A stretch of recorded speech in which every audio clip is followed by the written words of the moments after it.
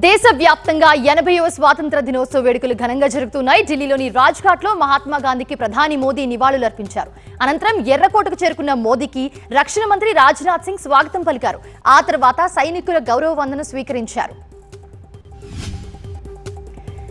ఎర్రకోటలో జరిగిన స్వాతంత్ర వేడుకల్లో తొలిసారిగా జాతీయ గీతం వందే మాతరం ఆలపించారు. ఈ సందర్భంగా విద్యార్థులు వందే మాతరం వేషధారణలో హాజరై ప్రత్యేక ఆకర్షణగా నిలిచారు. అక్కడ కార్యక్రమంలో దేశభక్తి నినాదాలతో ఎర్రకోట పరిసరాలు మారుమోగిపోయాయి. 80వ స్వాతంత్ర దినోత్సవం సందర్భంగా ఎర్రకోటపై ప్రధాని మోదీ జాతీయ జెండాను ఆవిష్కరించారు. ఎర్రకోటపై మోదీ 13వసారి జెండా ఎగురవేశారు.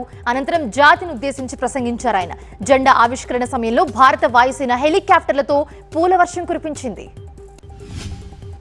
ప్రధాని మోదీ జెండా ఆవిష్కరించిన వేళ 1721 ఫీల్డ్ బ్యాటరీకి చెందిన గన్నర్లు 21 గన్ సెల్యూట్ చేశారు. పోలీసులు, త్రివిధ దళాల సైనికాధికారులు పరేడ్ సెల్యూట్ నిర్వహించారు. సైనికుల గౌరవ వందనంతో ఎర్రకోట పరిసరాల్లో ఉత్సాహభరిత వాతావరణం కనిపించింది. ఎర్రకోటలో జరిగిన స్వాతంత్ర దినోత్సవ వేడుకలకు హోంమంత్రి అమిత్ షాతో పాటు పలువురు కేంద్ర మంత్రులు హాజరయ్యారు. నితిన్ గడ్కరీ, నిర్మలా సీతారామన్, అశోక్ సింగ్ చౌహాన్, కిషన్ రెడ్డి పాల్గొన్నారు. బీజేపీ జాతీయ అధ్యక్షుడు నితిన్ నబీన్, ఢిల్లీ సీఎం రేఖా గుప్తా కూడా వేడుకల్లో పాల్గొన్నారు.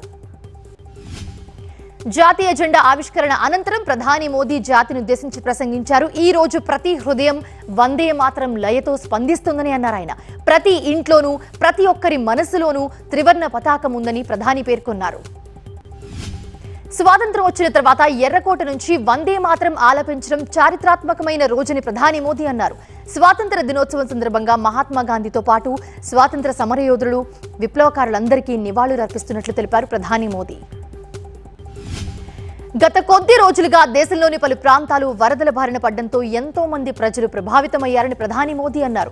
వరద బాధిత కుటుంబాలకు తాను భరోసా ఇస్తున్నానని చెప్పారు. దేశం మొత్తం వారికి అండగా నిలుస్తుందని స్పష్టం చేశారు. గత 12 ఏళ్లలో దేశ రక్షణ రంగ ఉత్పత్తి 4 రెట్లు పెరిగిందని చెప్పారు ప్రధాని మోదీ.